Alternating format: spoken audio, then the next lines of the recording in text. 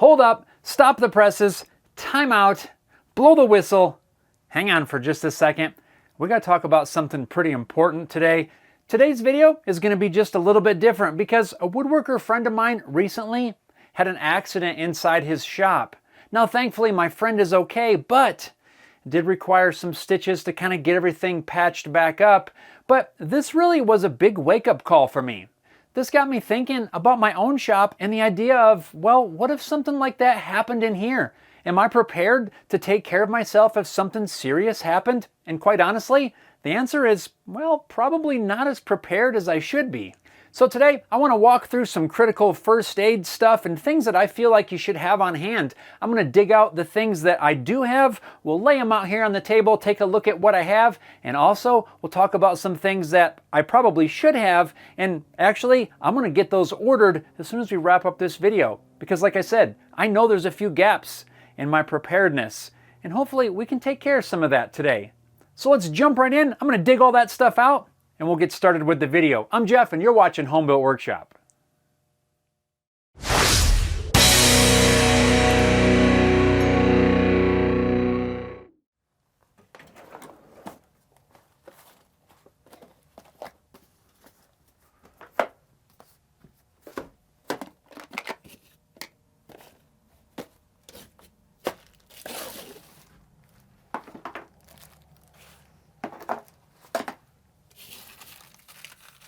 So there's my safety first aid supplies, and I'm a little ashamed to say that now that it's out on the table, it's even less than I thought it was when it was all bunched into the drawer. So I'm glad we're taking the time to do this. So let's start out with what I would consider maybe the first line of defense as far as first aid goes, and that's the first aid kit. This is the first aid kit that I currently have. Yes, it's very tiny, and you can see right there, it's made for travel. The kind of thing you'd buy to throw in the glove box of your car or behind your seat or something like that. Probably doesn't include everything that we're going to necessarily need for a workshop, but it's what we have and it's what we're going to really build off of. I think I probably bought this thing really just so I could feel good about having a first aid kit on hand. It's probably not ideal, but we'll fix that. If we look inside, really there's not much in there. We've got, I guess it's a decent assortment of Band-Aids, so that's probably a good thing. Band-Aids are important, but they're all small. We got some alcohol pads over here and some antibiotic cream. And other than this little pair of scissors here, little snippers, that's all we have. There's no tweezers, there's no gloves, there's no large bandages or anything like that. I do have a pair of tweezers that I use fairly often for splinters. It doesn't fit in there. I have rubber gloves always as well. Probably should have some of those in there too. But this gives us an idea of kind of what we're lacking, because a lot of these pre-made kits are lacking in one area or another. So what do I think this particular first aid kit is lacking? Well, first I want to say that first aid kits, I think, need to be somewhat dependent upon your environment. I'm coming at this from the point of view of being in a woodworking DIY maker type workshop. We have spinning blades that are very sharp. We have lots of different tools that can really cut ourselves. If your environment is a little bit different, you might need to tailor your first aid kit to your specific needs. But I'm coming at this from the woodworking side, and some of the things that I think this kit should have are things for larger wounds. We've got a lot of small Band-Aids in here, which are great for small cuts and things. But if we have some large accident, something really bad happens, I'm gonna need some sort of large bandages, probably some large gauze. We might want, I don't know, maybe some burn gel or something like that in case I burn myself on something. Although I always have plenty of pairs of safety glasses around, there still is a chance that you could get something in your eye, some sawdust. I think having a small bottle of eye wash solution is probably a good idea. Some of this sounds, as I'm saying it, a little bit overkill, but when I think about what may happen, I don't think any of it's overkill. As I'm talking about the things I need to add to the kit, I'm realizing very quickly that this little plastic case is much too small. I might look at finding a whole replacement first aid kit that has all of the things that I'm missing, or I'll see if I can find just an empty first aid box that I can put everything together in. I think it's a good idea to have it all in one place, because I don't want to have to look around if there's some sort of emergency and try to find tweezers that are here and gloves that are there and Band-Aids that are here and gauze that are there. Having it all together, I think, is really important, and that's something that I'm going to make sure that I do.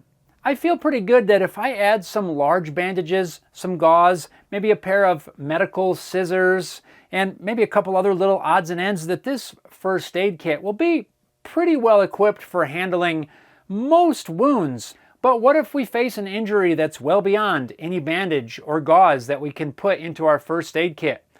Well, that's where a tourniquet comes in. And it's something I don't have right now, but like I said, I'm going to be ordering this stuff up, and I think it's pretty important because if I think about my friend's injury, if that had been a couple inches to the left or a couple inches to the right, or maybe it would have hit an artery, things could have been really bad because it doesn't take very long to bleed out when you have something major like that. And a tourniquet is sometimes just the thing you need, the last-ditch effort to kind of get the bleeding under control. I hate to talk about this stuff, but I mean, it's a possibility, especially when you're working with stuff like this. So I think it's something to consider and probably a really good idea to have on hand. A couple of the brands that I'm familiar with are CAT, I believe it is, and SOFTT, Soft T. I don't know how you say that, but those are two of the brands that I've seen before. I got to do a little bit of research, see which one's going to fit my needs, and then I'll get one on order. I think it's really important, though, to practice, know how to use these things in case you're the one who has to do it, and you might have to do it one-handed. Hopefully these days never come, but it's all about being prepared. Next up, let's talk about fire extinguishers. Because in a workshop setting, we've got dust, solvents, electrical tools. It's a perfect storm for starting a fire. Now I've got a fire extinguisher by the door. But when was the last time it was checked? I couldn't tell you. When was the last time you checked your fire extinguisher? If it's been a long time, or maybe never, take this as your friendly reminder to check your fire extinguisher. As I give this one a quick inspection, I can see the little dial on here, the little needle is pointing to the green, which tells me this is still good, can still be used. If it's down in the red, of course, you got to get rid of it and get a different one. I might even add a second one of these to my shop just for the peace of mind, because you just can't go wrong having a fire extinguisher in the shop, and it's super important, dare I say, a necessity. If you're in need of a fire extinguisher, most of the hardware stores that I've ever been to will sell fire extinguishers, the big box stores, the home centers, all of that. You can pick them up locally. Also, you can order them online too, if that's what you need to do, but definitely don't put off getting a fire extinguisher. When you're shopping for your new fire extinguisher, you're going to notice there's lots of different ratings. I would look for one at least that I believe is an A, B, and C rated. I think that's going to cover wood, electrical, and liquid fires. There's other ratings available as well, but really just kind of evaluate the substances that might catch fire in your shop and make sure you get a fire extinguisher that will cover all of them.